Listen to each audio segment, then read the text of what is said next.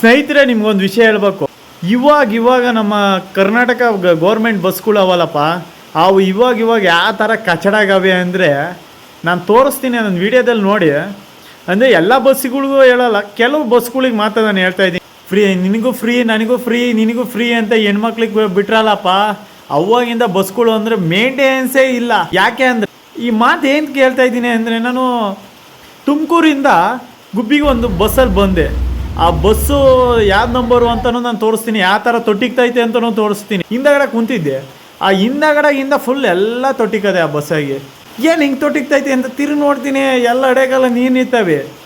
ಆ ಬಸ್ಸು ಅದು ನಾನು ತಗೊಂಡಿದ್ದ ಟಿಕೆಟು ಎಲ್ಲ ನಾನು ವೀಡಿಯೋದಲ್ಲಿ ತೋರಿಸ್ತೀನಿ ನೋಡಿ. ಏನು ಈ ಥರ ಎಲ್ಲ ಗೌರ್ಮೆಂಟ್ ಬಸ್ಗಳೆಲ್ಲ ಈ ಥರ ಎಲ್ಲ ಕಚಡಾಗೆಲ್ಲ ನೋಡ್ಕೊತವ್ರೆ.